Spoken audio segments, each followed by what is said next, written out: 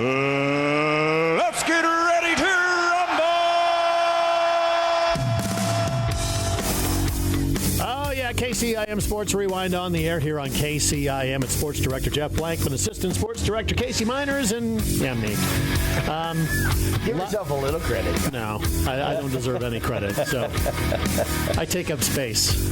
I take up the moments in between you guys talking. That's all I do. You know, but you direct us and you control everything on that side of the board. So, you know, when you're gone, the show's not the same. Oh, it just crumbles, I'm sure. It does. Hoddle even says that you bring humor to the show. So. I bring something to it, that's for sure. How about the return of the most hated person in sports? Yes, Should we start there? That. Yes. All right. My person that I hate the most this week, Rob Gronkowski. Would you stop, please, making commercials for that insurance company? Have you seen these? It's been a while. What's he doing now? The dude is just he tries to be this dorky guy being charming. It just doesn't fall flat. He's like the anti-Peyton Manning. The dude has got just a made-up personality I just can't stand. Okay. So there you go. There's my venom for the day. Anything else we need to rip on or bag on before we start? Oh, there's lots of things. I won't get started. Let's talk about, first of all, a sad note. I know, Jeff, you were planning on making a trip to Des Moines this weekend to go see Denny O'Grady. Denny's suffering with cancer, unfortunately passing away over the weekend. I never got a real chance to meet, to hang out with Denny or talk with him a whole lot. I conversed with him over social media a little bit every once in a while, and the dude was always positive about everything. But I knew his legend here, and he was a legend in local sports media here in Carroll. Yeah, and in Des Moines as well. Spent the last how many years working in Dowling.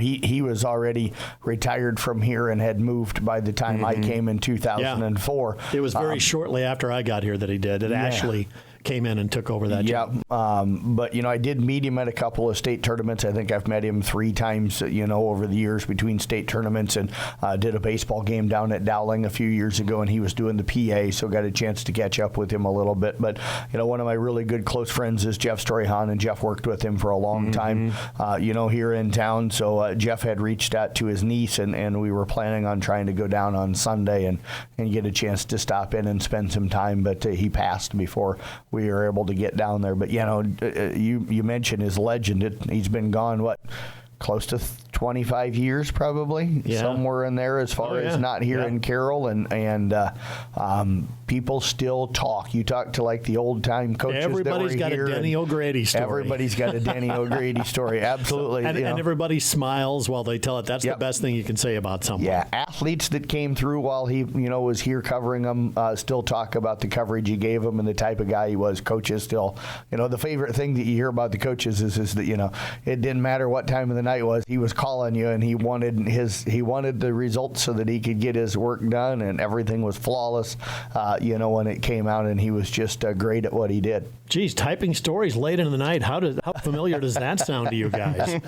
I mean, you guys are doing the same thing. Yes. Yeah. So, you're kind of carrying on that tradition here with all that and having it ready first thing in the morning on that. But, Denny was about as colorful as they came. Yep. When it came down to just having fun and doing all that stuff. But, he was a serious guy, serious broadcaster, and not broadcaster, but writer. And he always put out his Christmas thank you list. Okay. Remember that? No. It was in the paper. Just a huge, long list. Okay. I made it once or twice, and I was like, how did that even happen? I don't know that. But he probably listened to one of the games you did, and But, and the great thing that I always kind of hear, too, in the stories is that he did everything for the kids. It was about the schools. It was about the kids. It wasn't self-promoting himself. It was about, promoting the communities and the schools and the kids and the coaches that he covered. How about, once again, he... I was going to say, I just lost my train of thought on that one, but he was terrific, and he still went to a lot of sports games even after he retired and things like that. He was, of course, while he was on Dowling was what he was most known for being the PA announcer there. But man, you could find the game at any guy at any sporting event around. Yeah, and the other thing that was, he kept up with what was going on here, and I know that simply because 90% of the things that we would post, for our stories and our players of the games and stuff, you would see a Denny O'Grady comment. Congratulations from a old sports writer, or some kind of a thing where he was congratulating the kids. But he kept up very much with what was going on here in the area. He was, again, like a legend, passing away over the weekend. Lots of folks going to be, once again, feeling that loss here locally. I know they've got a visitation on Friday from 4 to 7 at St. Francis Church down in Des Moines, and the funeral and reception to follow was at 11 a.m. on Saturday morning for Denny O'Grady. All right, let's move on to what Denny would want us to talk about here. The bowl challenge going on and all of that. So I gave you guys a list of the bowl games. Give me your worst, one game you would probably not be caught dead watching. Rutgers and Kansas State. That one is up there. Okay. Mine's South Carolina, Illinois in the Citrus Bowl. There's a big, who cares burger on that one. I may just say the Minnesota-Virginia Tech game. Yeah, that one too. Yeah, I'm not a big Minnesota guy, and Virginia Tech, you kind of forget about them anymore and stuff. But I'm sure that since they're all part of our bowl challenge, I will probably I have to pay attention simply because I got to score everything at the end. But if I get time, I'll probably try to sit down and watch most or all of those games. I could say the Iowa-Missouri game, but I'll stay away from that. So, speaking of that, Nebraska, they're taking on BC. Iowa's got Missouri, and Iowa State's got Miami. You never know how many opt-outs there are going to be in transfers. J.J. Cole just announced that he's transferring out of Iowa State, entering the transfer poll. Not a big surprise there.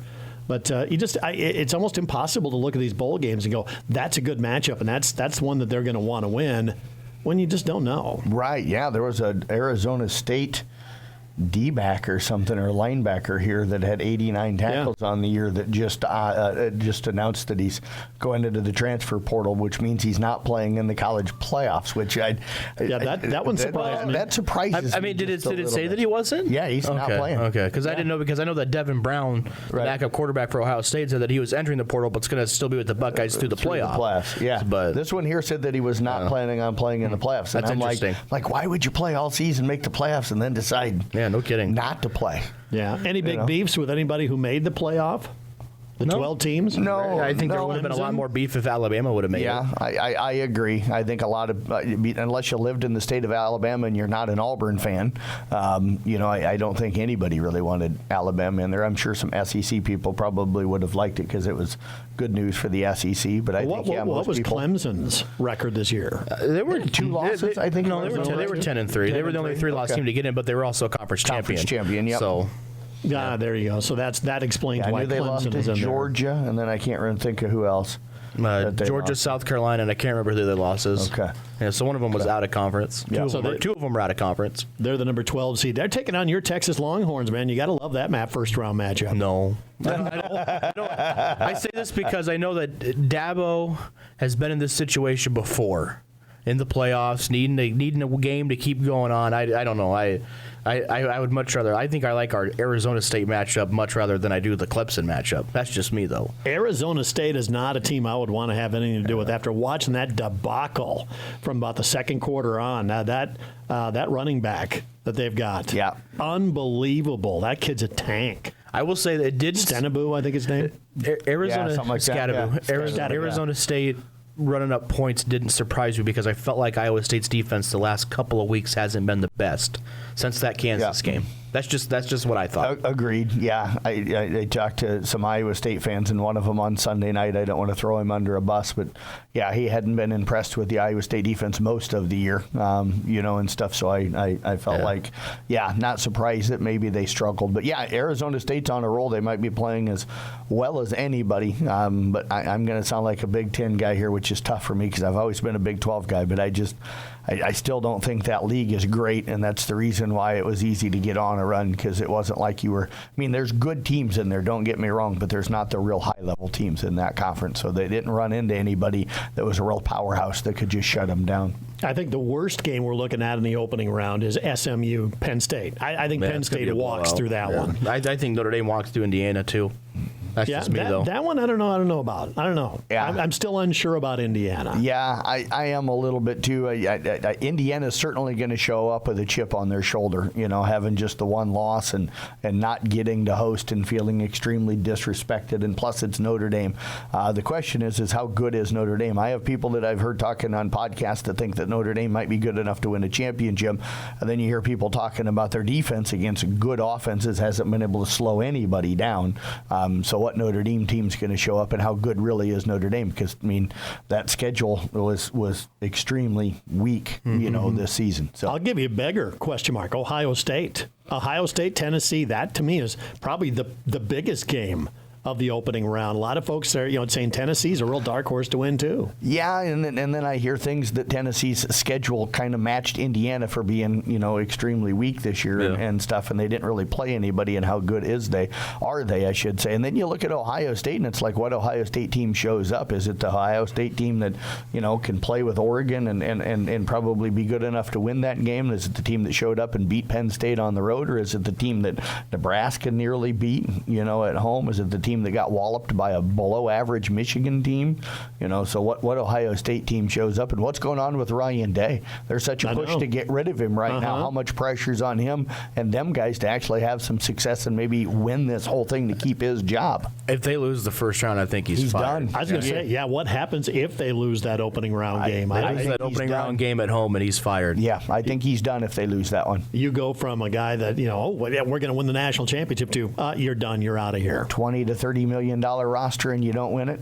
Yeah, that puts a little pressure on it right does. there. It does. I saw a great stat today, one that just absolutely shocked me. Top 12 in college basketball, they came out. They said this week specifically, week number 6 of the polls, I think it was, if you're not in the top 12, you don't win the national championship. Since like 2004. Yeah. One of the teams that has been ranked within the top 12 in the week 6 of the AP polls won the national championship game. So the Cyclones got to be pretty excited. Sitting there at number 3 behind Tennessee and Auburn. So, Iowa State. Kansas had a rough week. They lost a couple, so they're down to, number 10, I think, something like that. So, that was just an interesting stat I thought I'd throw out there. Is like, if they're not in the top 12, chances are you're out of the national championship picture. Yeah. I did not know that stat, so that's interesting. So hopefully this year is a year it gets broke, because I'd love to see the Huskers jump in there and win the national title. Not going to happen. You think Fred's going to coach them up to the national title? If they can get back into the tournament for a second straight year, anything can happen. There's been teams from smaller conferences that have made runs to get into the finals. So anything can happen once you get there. You just got to get there. Also, Time Magazine just named Caitlin Clark their Athlete of the Year for 2024, and no doubt.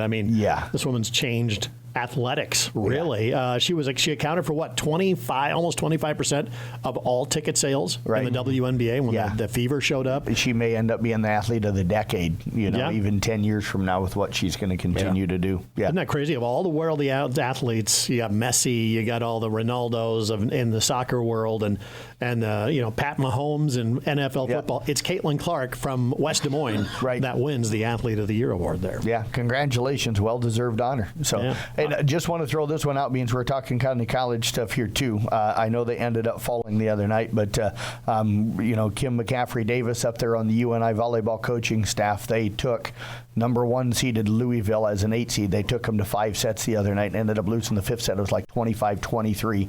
So you almost had a number 1 go out in the NCAA volleyball tournament, and UNI with Kim Davis on that staff was, they pushed them extremely hard. Yep. So congratulations to her and that Panther team on an amazing season this year. Cy-Hawk week, man. How are you feeling, Casey? I think the girls' game could be Iowa's to win, but I don't know. That boys' game might get ugly quick. I think that Iowa can win with it being a home court, but with the way it took us a while, and I think Michigan's a good team, but it took the Iowa men a while to get going in that game, and Iowa State's way better than Michigan is. And if we don't get off to a hot start in the boys' game, it could get ugly quick. I think with the kind of defense that Iowa State plays, on defense travels, man. That game, they're gonna put the clamps on early. Yeah, and plus, there's not Iowa's home court atmosphere for basketball is nothing like. It's pitiful, honestly. If I'm being honest.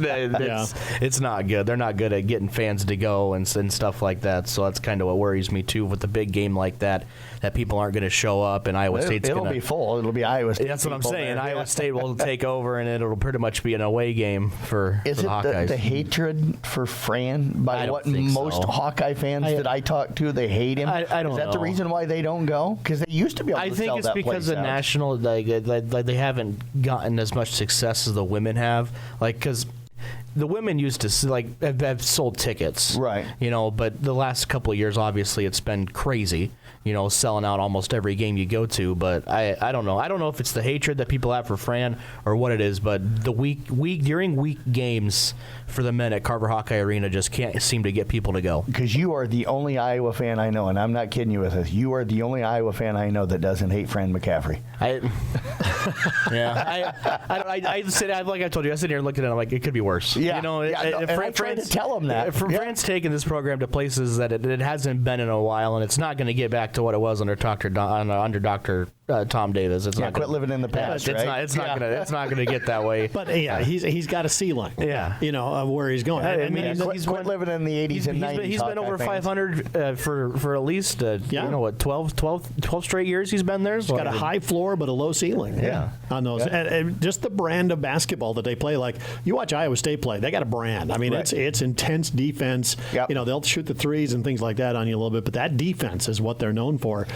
What is Iowa known for? Shoot threes, no defense. Fast-paced offense, get up and down the court, score a lot of points, outscore your opponent. That's kind of what they do. Yeah, not playing much defense. Yeah, I just had an Iowa fan text me and said that the Hawkeyes need to shoot 75% or above from the three-point line, and it still might not be enough is what they said.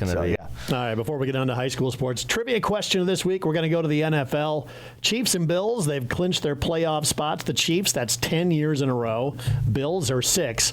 Who is the next team at 4 years for the longest active postseason appearances? Ravens? Nope, not the Ravens. I was going to say the Steelers. Nope, not the Steelers. Okay. This one shocked me. Okay. NFC team. Packers? Nope, not the Packers. Oh, they were down Aaron Rodgers last year. Yeah. Mm-hmm. Isn't it tough? I mean, it's kind of tough when you think about it. An NFC team. San Francisco? The Dolphins? No, nope, not the Dolphins. They're in the AFC, and they've been there. You're close. You're close with the Dolphins. Tampa Bay? Tampa Bay. Really? The Buccaneers are the third I guess they had a couple of years under Brady, and now Baker Mayfield's actually put together a pretty nice career there. Yeah, so Baker's resurgent down there in Tampa. So, that's their 4 years. That's the third longest active streak. Speaking of NFL stuff, I know you're a Jets fan. So you guys, the Vikings, have a former Jets quarterback. And so Sam Darnold. And so does Seattle. Somebody was saying, what are Jet fans going to think if Seattle and the Vikings meet up in the playoffs with two former Jets quarterbacks and you guys aren't in again? I will say when they played for the Jets, they weren't good. Right. I mean the Jets were rightful to get rid of them with the play that they were having, but Was it them or was it the Jets? I don't know. It's tough to say because the Jets have been so bad since Joe Namath left that you don't know. Every year it seems like they draft a quarterback and then they fire their coach the next year, and it's just not a great start for anybody. Some national pundit said the other day that everybody in the NFL now needs to just watch what the Jets do, and 5 years after they draft somebody, pick them up in free agency because then their career's going to take off. Yeah, probably. I mean, and I hate to say this because with the pieces that we have on offense, so Devontae Adams, Garrett Wilson, and Breece Hall, there's no reason we should be 3-9 right now. Right. No reason we should be 3-9 right now. Nope, not at all. He had a good defense. Yes. Yeah. Well, but the defense has struggled this year. It has, and I don't. Yeah.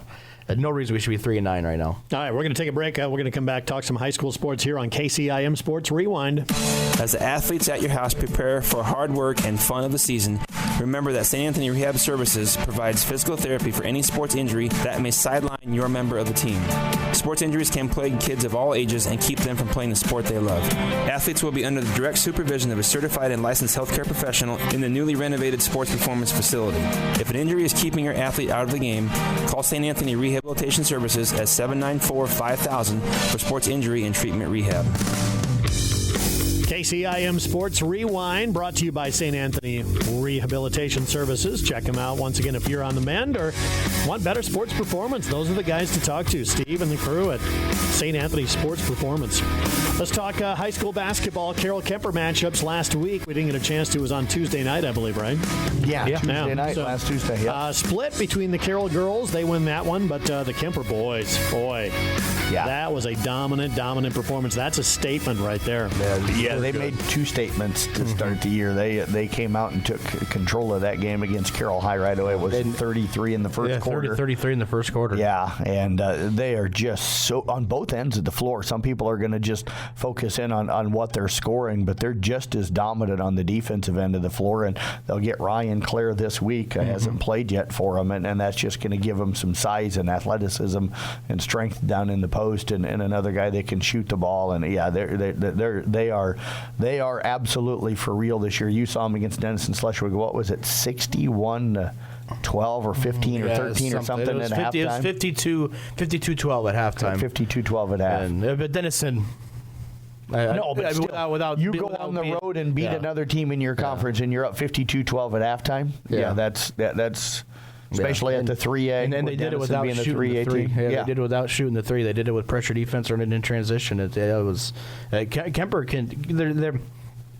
There's not a weakness, I would say, with Kemper. I mean, if there's one weakness, it's going to come when they face a taller team. Yep. Is there anybody in the Hawkeye 10 that's going to come close? I don't know. That's the thing. I don't know. Harlan could push them tonight simply because Harlan's got a ton of size. But they don't have the same kind of athletes or the depth. But they're going to have a ton of size. Kemper's going to have a hard time matching up with some of their size. And then Lewis Central, because they're a 4A school, they're going to put a ton of athletes out on the field, and they're going to have size. So those would probably be the two teams off the top of my head that I'm not saying beat them, that might be able to threaten them and push them and stuff like that. But they're the favorite to win the conference and a heavy favorite to win the conference. But I would say Harlan and Lewis Central are probably the two teams that have a chance to maybe nip them. So that was an impressive win by them. Yeah. Carroll girls came out, picked up the victory as well. Yeah, they're looking really good. That was, they're sitting 2-1 on the year right now. They've got ADM coming to town tonight. I think this is a top 3 or a top 4 team at the worst in that Raccoon River Conference this year. I think they're really good, and it's going to be a fun year watching them. Yeah, they ran into Carlisle. I think Carlisle could be a really good team too this year. Carlisle's got a D1 girl going to Iowa State. is going to go to Iowa State. Yeah, probably the best player in the state, if not one of the best players in the state. And Caitlin Hayden controlled her for a good portion of the game, so that tells you how Caitlin's playing right now. I was going to say, as Caitlin Hayden goes, so go the Tigers? Yeah, no, because I think, you got both of the Cook girls, Allie and Chloe. Carly Mencken can do some damage inside. I think they've got other players that can step in and do. Olivia Rowetter. I think they've got a nice rounded team this year. And one thing that's helped them a lot is Allie Cook knocking down threes. Yep. Last year, Caitlin was about the only reliable person you could have from the outside, but Allie has really showed that she's worked on her game, developed an outside shot. She's knocked down some big threes and had a big one to send it to overtime in Carlisle last Friday. So. Yeah. Carroll Tigers got to have a bounce-back game tonight against ADM as far as the boys, right? Yeah, got one Friday night down at Carlisle to get a win, had a lead, and then kind of, Carlisle made a run at them in the fourth quarter, and they were able to hold on and pick up the win. So I think that's huge for them. But, yeah, they've got to, they're coming home, and I think this is their first opportunity to play in front of the home crowd. But I think ADM's got a lot of kids that are still back from a team that was ranked number 1 most of the time last year and missed out on the Wells. Yeah, and they're undefeated coming in, so this is going to be a challenge. If Carroll goes out and gets this one, look out. They're going to have a really strong year, but ADM's going to be a tough one on them tonight. So. By the way, that one's going to be on video, right? Yes, yep. I'll have live video of the Carroll ADM games coming up tonight and stuff, and the broadcast part of it again is on KKRL tonight, 93.7. So, yep. All right, so check that out once again tonight. Give me some other headlines for so far from the early season in basketball, both boys and girls. For the boys, I would say Coon Rapids Bear. They're sitting 3-0 on the year right now. Cal Hayden has taken over some games in the fourth quarter because he's got that ability. If they can find, I think they've got 2 to maybe 3 or 4 guys that are capable of putting up that 10 to 15. And if they can get 1 or 2 of those guys every game to get into that 10 to 15 range, they're going to be a tough team to beat because Cal's good enough to take over almost every game. He's good enough to take over anything. Yes. Regardless of sport, baseball, football, whatever. Right. It's like that's where you start. Yes. Yep. I think they need somebody to start to shoot it a little better. I think Bryce Lewis has struggled to shoot it to start. I know that was a guy that Corey talked about that had a really good, off season for him, and Parker is starting to realize that he's got to, be that senior leader out there. Right. I think he had 14 points in the win over Cam, on Friday. So, if he gives them another guy that can really score it. And in Caden, his ability to rebound and pass and drive to the rim will help him a lot, too. I just think they've kind of the early season jitters, I think, a little bit. Yeah. And I think by the time the end of the season comes, you could be looking at, Parker and Caden really stepping it up to be those second and third options. And I think Ty Hayden will as well. I think that it's a transition for him because he grew from, 5'9" or so last year to 6'1" this year. So all of a sudden now, instead of playing perimeter, he's kind of been down in the blocks. He's done rebounding. a great job rebounding right now. Yeah, he had 17 or 18 the other night, and stuff. So he's rebounding really well, but it's figuring how to score inside when it's something that you've never done. And I think he's a good enough athlete that he'll figure it out. So that's why I say, besides Cal, they've got 3 or 4 guys. If they can get 1 or 2 of those guys to give them 10 to 14 every night to go with what Cal has, they're going to be really tough. Trayvon Keeley, if you haven't seen him play yet at Peyton Churdan, he's just a sophomore. Go watch him. The kid is absolutely special. You're going to see him tonight, Casey. Yep, yeah, and he is really, really, really fun to watch play. Tried to dunk on 2 guys the other night and should have got it down, but got it off the back of the rim. But yeah, he went up over the top of 2 guys as a sophomore on the baseline the other night. Wow. You don't see kids at the high school level doing that very often. And then I want to throw Glidden Ralston's boys in there here real quick as well. They're sitting 3-0 on the year. They've defensively have been really, really good. And Colby Wallace and Jonathan Bergmeyer have played well for them. Dawson Majerus had a big night the other night against Peyton Churdan. So, Derek Tiggison's done a really, really nice job with that program in year number 2. I think their lack of height has really sparked this defensive. Yep. They've got to really get out and defend along their perimeter because they're not the tallest team, and I think you've seen that. The first 3 games of the season. And over on the girls' side of things, I think you still think Coon Rapids Bayard's going to be really good. You're going to see probably some records fall with defensive numbers as the season goes on because you got 2 elite defenders in Anna Hart and Malia Clayberg, and Malia's offensively been really good so far. If they can consistently knock down some outside shots, I thought they did that pretty well against Kemper. If they can consistently knock down some outside shots, they're going to be a tough out. You can never count out Exira and Kimballton with Taryn Peterson down there. Had 40 the other night against Booyer Valley to help carry them to a victory. And she's capable of going out and putting up 30 to 40 almost every night of the season. I think Kemper girls have got a chance to be pretty good. Also, Tiefenthaler is going to have a huge year. Sounded like Kaylee Simons kind of found herself a little bit against Dennis. It was a really good game. And I know you and I both think that she's a tremendous player. And then they've got Charlotte Hackford shooting it well, Carson Overmold shooting it well. So I think Kemper girls have done a nice job here so far as well. Yeah, I would repeat everything you've said so far. I think the SEC girls haven't looked too bad either. With only having 6 girls, they played both their losses. I think are played really closely. Yep. Had chances to win late, and even East Sac, I think they've played really well to start the season as well. East Sac undefeated right now. Got that road win over at South Central Calhoun the other night. Your McKenna Steiger's playing well for them. Kendall Quirk and Addison Ealer are going to dominate on the glass, and they're going to score off of that. And you get a couple other kids, Chloe Barrett and Sarah Bontrager, that have been playing well for them. And then you mentioned South Central Calhoun, got to cover them last night. The biggest thing, they're going to work really hard defensively. You got 6 girls, and Coach Batten does a nice job of kind of about every 45 seconds to a minute or a minute and a half, he's rotating the girl off of the bench in for somebody, so that everybody's trying to get a little bit of a break. But they had 2 girls foul out last night late, which hurt them. They ended up playing 5-on-4 for the last 6.8 seconds of the game. So they've got to stay out of foul trouble. And the biggest thing is just finishing. Last night, in the third quarter, they went 6 minutes without scoring, and during that 6-minute run, Coach Batta kept the numbers. They had 8 layups that they missed, and probably 6 of them were wide open layups. And then they're running the offense really well. They were getting wide open threes, and they just weren't going. So I think as they start to shoot it better, they're shooting about 23% from the floor as a team. I think as they start to shoot it better, I think you'll start to see them pick up some wins. All right, talk real quickly about wrestling. It's going to be a big week for that. There's lots of that happening this week. Yeah, Dawson Allen picked up a championship at the tournament, and stuff this past weekend from East Sac. I think we've got some really strong teams in the area. I think Carol's boys, I think, look good. The other night, I got a tough DCG tournament. Yep. And then when I saw him at the try with Webster City and Boone, picking up a couple of wins, looked really good. Polking, Boys, Owen, Clucky. Yeah. Yeah, those are going to be the leaders for Carroll this year. Jason Aviles. Yeah. Yep. You really got 4 state quality kids, on that Carroll roster. On the girls' side, Maisie Rasmussen from Audubon's been great. To start the year, she's 13-0 on the year. Picked up, I think won every tournament she's been at so far this year. Obviously with the undefeated record. Yep. Yeah, she's been really, really good so far this year as well. And then want to throw out on the swim side of things, Legan Cease and Tegan Renzi.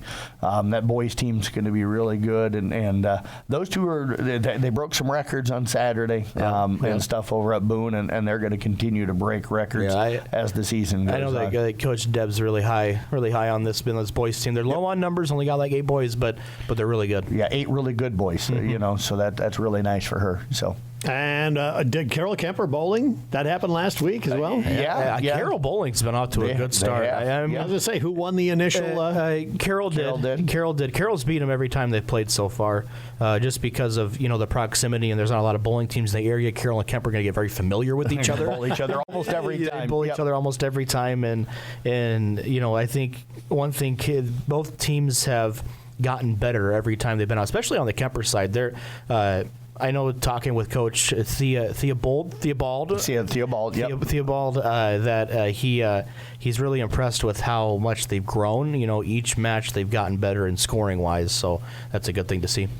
So there you go. There's what happened this week. Looking forward to an important week this week coming up. We've got basketball action, quite a bit of that on the way, but a lot of wrestling going on this week, and kind of cramming as much as they can in before the Christmas break. Yes, and so are we. Trying to get as many games in before the weather gets bad in January as we can get in. So all right. So that is KCIM Sports Rewind for this week. Once again, catch a podcast of this available on the website coming up here in just a couple more minutes.